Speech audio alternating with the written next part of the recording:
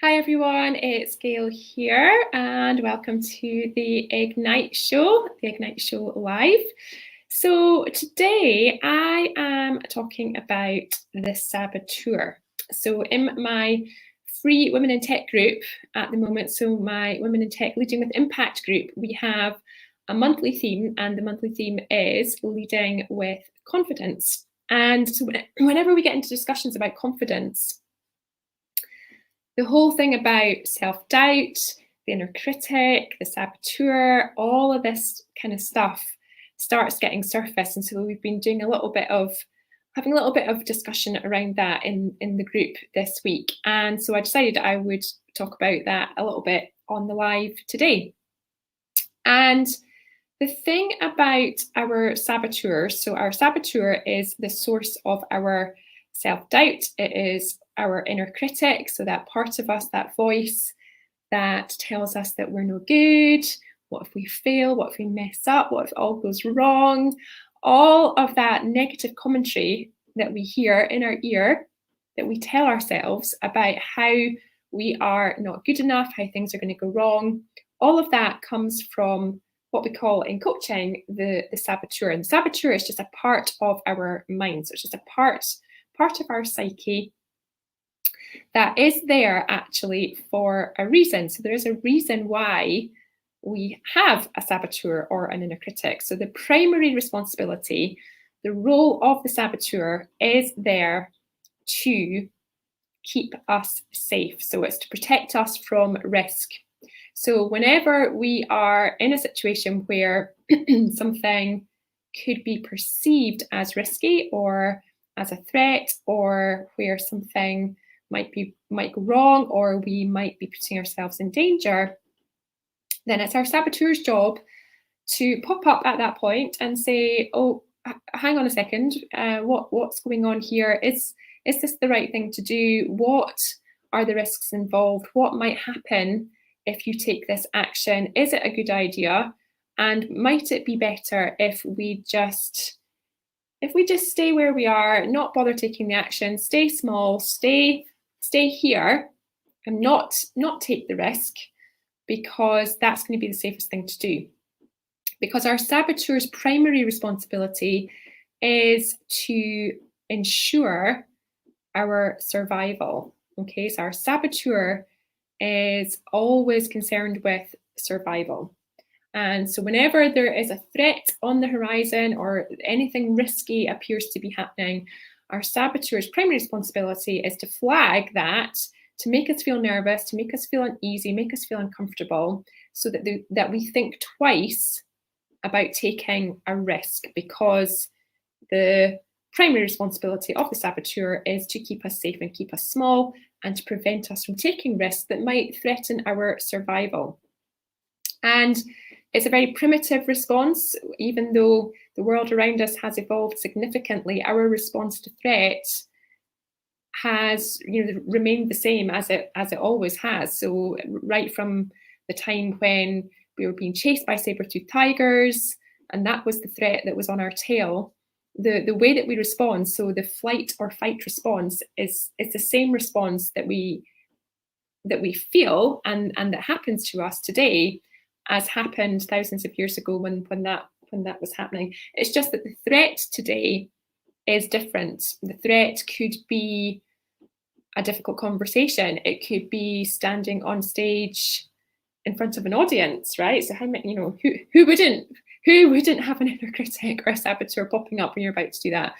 It could be, what else could it be? It could be, a difficult conversation. It could be taking on new responsibility, making a decision about a job. It can be all sorts of things, leaving a role, taking on a new role, taking on a project, doing something you've not done before.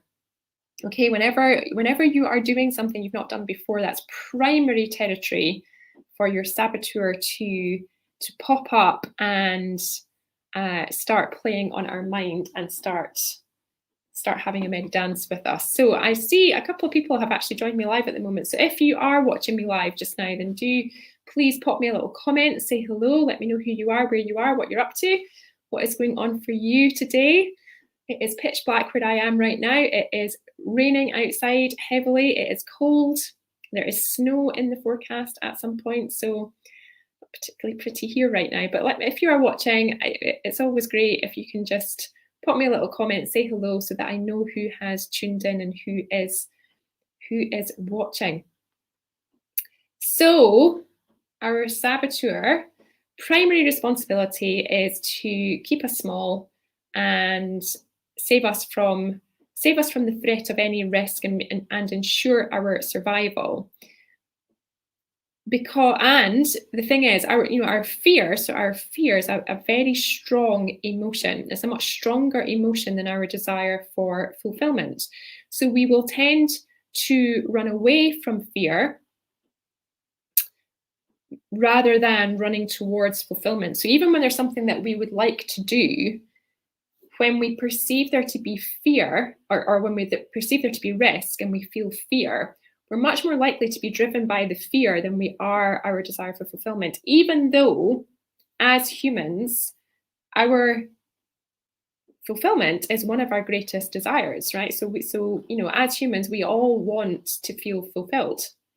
It's just that quite often we think about fulfillment as something that will happen at some point in the future. When I get a new job, I'll be fulfilled. When I get a pay rise, I'll be fulfilled. When I retire, I'll be fulfilled. When I get the car I've always wanted, I will be fulfilled. Whereas the secret really is to know and understand, what does it take for me to be fulfilled right now? Because fulfillment isn't a destination, it's a way of being. And to be fulfilled and to have a sense of fulfillment is about knowing what's really important, what matters most, what your values are, what your purpose is, being able to align with all of that so that you have a sense of fulfillment. But that's for another day. That's for another conversation. So today I'm talking about the saboteur. But the thing about fulfillment, and the reason why that is so important, is because sometimes for the sake of our own fulfillment, we need to acknowledge that there is a saboteur there. So acknowledge that there's this little voice, whispering in our ear, telling us that there's, what we're about to do is really risky, might not be a good idea, filling our head with self-doubt. What if I mess up? What if I fail? What if they laugh at me? Right? How many times do you have that thought going through your head? What if they laugh at me? What if they think I'm stupid? What if I'm not good enough? Okay, so we do this to ourselves because the louder that voice and the more we listen to it and the more control that voice has over us, the less likely we are to put ourselves in a position where our survival comes into question. But the challenge is sometimes taking that risk is exactly what we need to do in order to get that sense of fulfillment that we really, really want. So if you have something that you really want to do, so the big example for me is when I decided to set up my own business and walk away from a big corporate career. It took me about a year to actually finally make the decision and execute it. I thought about it and worked on it and planned for it for a long time, but to finally, make the decision and go forward with that, it was massive because I walked away with nothing to nothing, actually. Walked away with nothing to nothing. So that was a huge, huge risk for me. I had everything to lose. And the saboteur in me was going absolutely crazy. So was my husband, actually. But, my saboteur, I kept on questioning, what if I regret it, right? That is a big thing. Like, what if I regret this? What if I'm about to make the biggest mistake of my life?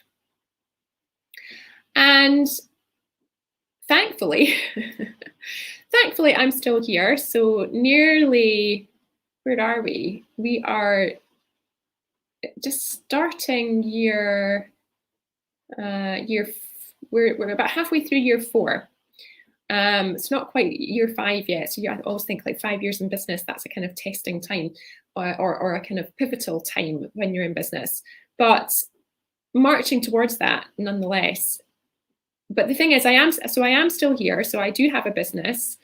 And had I not taken that decision, so had I listened to my saboteur, had I been governed by my saboteur, if I had let my saboteur rain on my parade, it's one of the things I tend to say. So if I'd let my saboteur rain on my parade, quash all the things I most wanted for myself, because I really wanted to become a coach, I really wanted to do this kind of work. I really had a passion for it. I knew I was good at it, but I also knew I had a lot to give up to make that happen. But had I not taken the risk, had I not done that, I would have missed out on this whole opportunity of doing work that I love. And that calling, that vision of creating something, I couldn't really imagine what it would be like to, I could never have dreamed what my business would be like in terms of where it is today. Could never have dreamed of that. However, I knew deep inside that if I didn't take action and if I didn't move forward with this opportunity, that I would regret it. And I would have always thought, what if I had done that? What if I had tried? What if I tried and I'd been successful? What would that have been like? And I knew that there was something in me that really wanted to do that. And eventually, after a lot of soul searching, I made the decision and I made the move, and I left the big corporate job, and I did set up on my own with my own business, and I'm still here telling the tale today. But I would never have done that had I listened to my saboteur. So the thing is, I guess what I'm telling you is, our saboteurs aren't always right. Our saboteurs are not in the business of taking risks and let's try something and see what happens. Our saboteurs like tried and tested territory. They like comfort zones. Our saboteurs hate it when we step out of our comfort zone. They hate it when we try new things. They hate it when we venture into the unknown because it's risky. And they like things to stay the same. They like things to be as they've always been. And so know that whenever you're about to make a big decision, whenever you're about to do something you've never done before, whenever you're about to take on the new position, go for the promotion, step out of your comfort zone, step up on stage, put yourself out there, speak your mind, speak up, be visible. If that's not something you normally do, be ready for that trigger, because you're going to get triggered. You are going to get triggered. You're going to hear the voice of the saboteur, and your saboteur is going to be doing everything in its power to keep you where you are, to keep you small.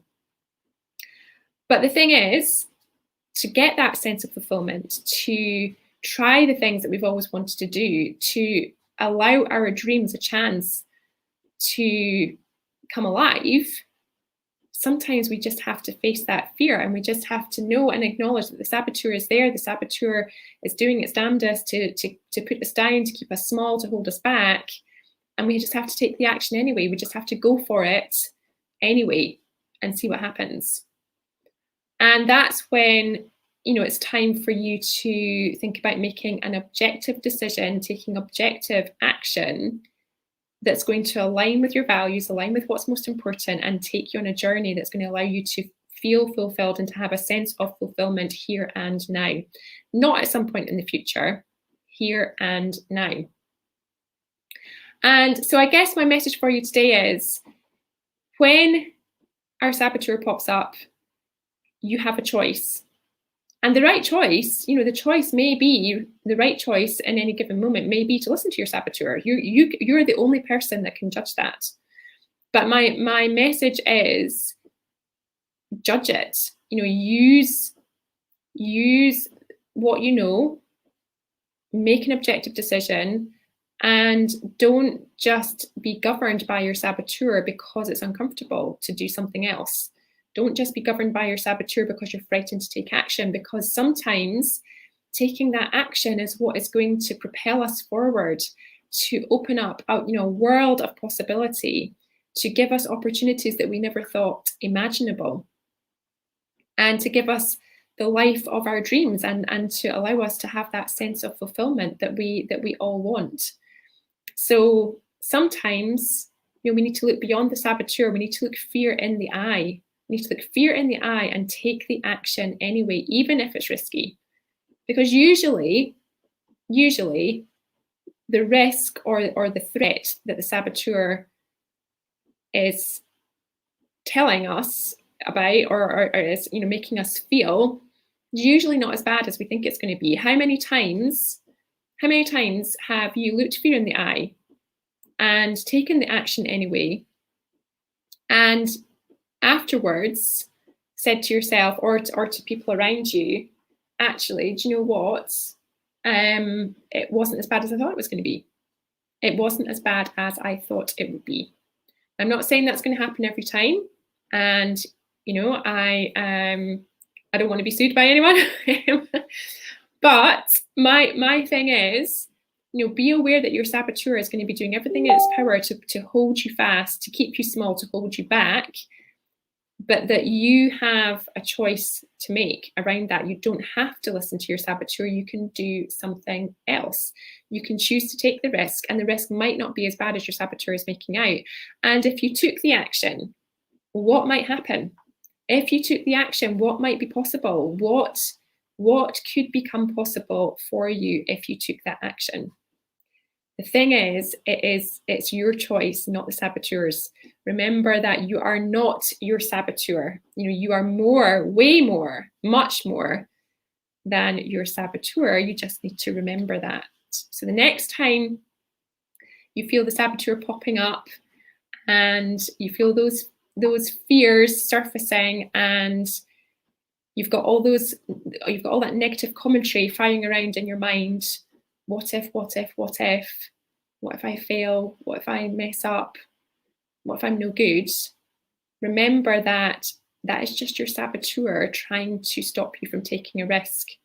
But when you weigh everything up and you assess the options, you can take an informed choice, a conscious choice, inspired action that might actually just take you onto something that you never even imagined could be possible. That's the stuff of dreams. So remember that. Remember the saboteur is part of you, not all of you, that you're in charge, not the saboteur. And sometimes you know better. Often, not just sometimes, often you know better than your saboteur. What would it take for you to feel fulfilled? What would it take for you to align with your values? What would it take for you to be on purpose? What would it take for you to be doing what lights you up? And if you were to do that, what would that give you?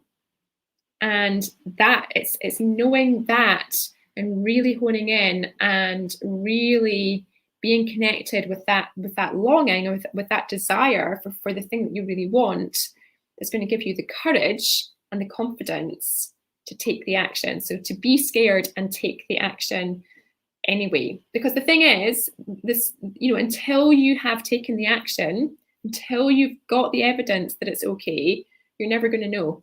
So confidence is a lagging emotion. Your saboteur and the fear comes before the confidence. And sometimes the only way to cut through that and get to the other side of the fear is to go into the fear rather than running away from it.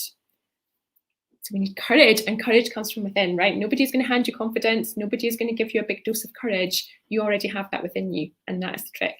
So remember, your saboteur, part of you, not all of you, you're in charge. You're in charge.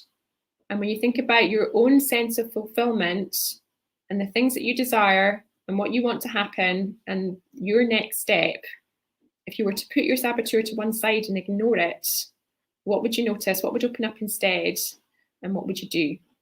Because that is where inspired action comes from. So let me know what you think on that. Let me know what you're going to do as a result. Hope it was helpful.